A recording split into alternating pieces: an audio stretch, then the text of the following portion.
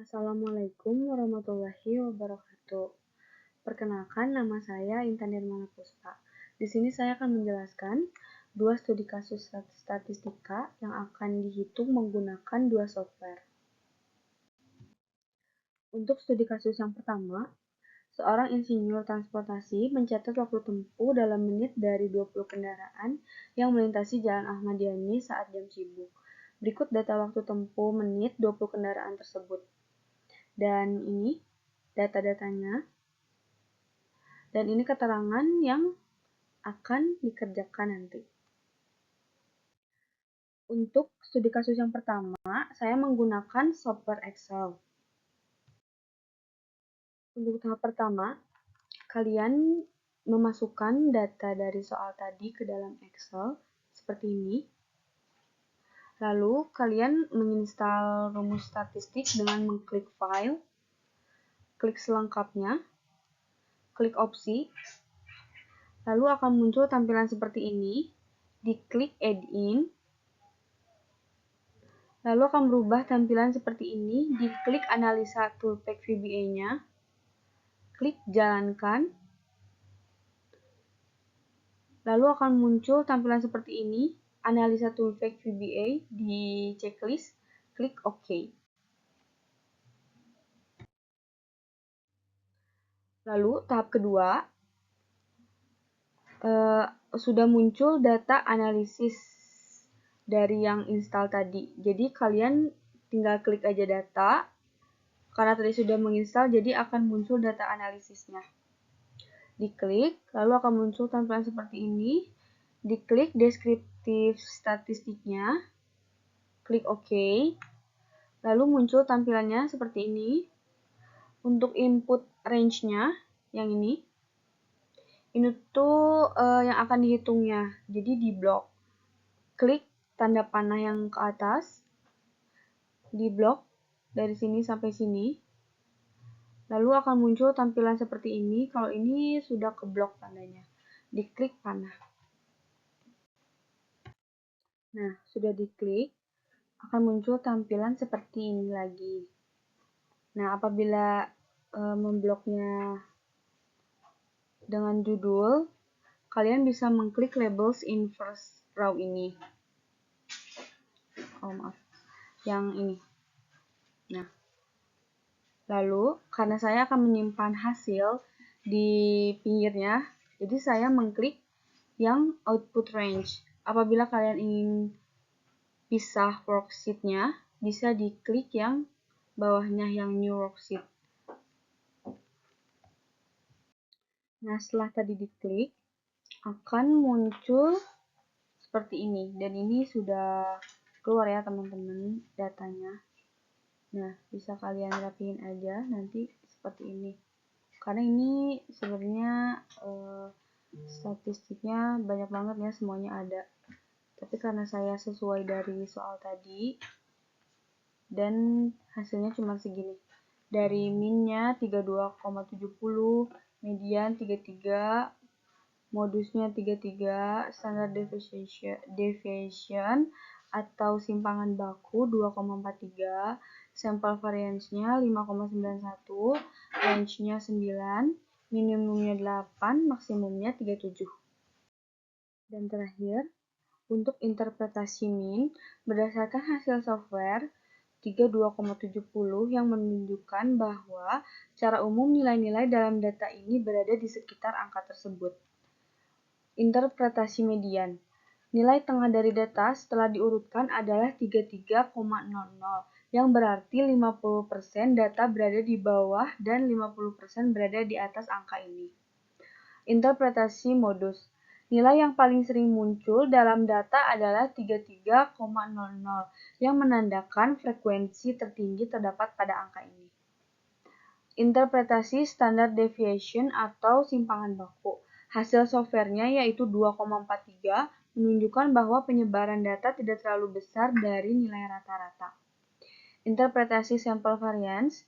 Nilai variance sebesar 5,91 memperlihatkan seberapa besar variasi antar nilai data terhadap rata-ratanya. Interpretasi range. atau jangkauan, rentang nilai data adalah 9,00 yang diperoleh dari selisih antara nilai maksimum 37 dan minimum 28 menandakan seberapa lebar distribusi data tersebut. Nah, selanjutnya ada sebaran data. Jadi sebaran data itu seperti jarak atau keragaman nilai-nilai dalam suatu kelompok data. Contoh, range, rentang nilai maksimum dikurang nilai minimum. Rentang sama dengan nilai maksimumnya 37,00 dikurang nilai minimumnya 28,00 sama dengan 9,00. Nah, simpangan bakunya 2,43, variansinya 5,91. Jadi secara keseluruhan, sebaran data cenderung tidak terlalu lebar dan nilai-nilai datanya relatif dekat dengan nilai-nilai rata-ratanya.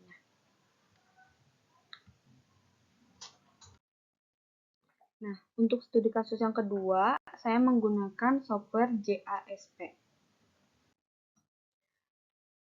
Ini untuk soalnya hubungan jumlah semen dan kekuatan tekan beton data sampel uji beton. Nah, ini untuk tabelnya, dan ini untuk keterangan yang akan nanti dikerjakan. Nah, untuk tahap pertama, kalian buat tabel seperti Excel tadi, seperti ini. Lalu kalian bisa klik regression. Ini lebih dekatnya. Karena tadi perintahnya mencari hasil korelasi, kalian klik yang sebelah sini, correlation. Muncul tampilan seperti ini. Nah, sebelumnya, jadi ini tuh sebelumnya ada berada di tabel sebelah sini. Lalu dipindahkan ke variablesnya dengan mengklik, lalu klik panah ke kanan, lalu dia akan berpindah sendiri ke dalam tabel variables. Nah, dan ini hasil dari korelasinya. Karena ini otomatis dari softwarenya ya teman-teman, jadi kita tinggal mengklik saja dan hasilnya langsung keluar. Jadi dari hasil analisis menunjukkan bahwa terdapat hubungan sangat kuat dan signifikan secara statistik antara semen dan kekuatan tekan dengan nilai korelasi %R 0,990 dan v-value-nya kurang dari 0,001 yang artinya semakin besar kekuatan tekan, maka kebutuhan semen juga cenderung meningkat secara linier. Nilai korelasi mendekat +1 menunjukkan arah hubungan positif yang hampir sempurna. Lalu tahap 2 di sini mencari correlation plot-nya. Dan kalian tinggal scroll ke bawah aja sebenarnya. Lalu ada plot ini, diklik scatter plot-nya, diklik lalu akan muncul di bawah tabel tadi, muncul seperti ini. Nah, dari tabel ini menunjukkan titik-titik data yang tersebar mengikuti garis lurus dengan arah naik yang mengidentifikasikan adanya hubungan positif yang sangat kuat antara semen dan kekuatan tekan. Nah, kedekatan titik-titik data terhadap garis regresi juga menggambarkan korelasi yang hampir sempurna sesuai dengan nilai %R-nya tadi 0,990. Nah, selanjutnya di sini mencari regresi, linear regresi. Nah, untuk nilai R ini 0,990 menunjukkan korelasi yang sangat kuat antara variabel kekuatan tekan dan semen. Lalu untuk R2 ini 0,981 berarti 98,1% variasi pada kebutuhan semen dapat dijelaskan oleh kekuatan tekan yang menunjukkan model sangat baik dan menjelaskan hubungan antar variabel.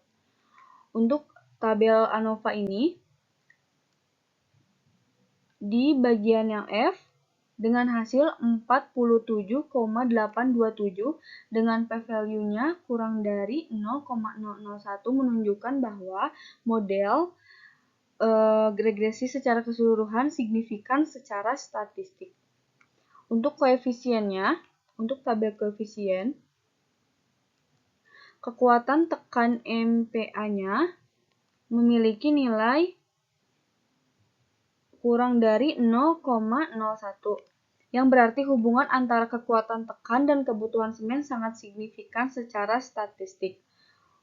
Untuk intensifnya, nilai awal saat kekuatan tekan 0 memiliki P sama dengan 0,098 yang tidak signifikan, tetapi ini tidak mempengaruhi signifikan hubungan variabel utama. Jadi, hasilnya di model regresi ini menunjukkan bahwa terdapat hubungan yang sangat kuat dan signifikan secara statistik antara kekuatan tekan MPa dan kebutuhan semen. Baik, segitu saja yang bisa saya presentasikan. Maaf bila ada kesalahan atau salah kata. Wassalamualaikum warahmatullahi wabarakatuh.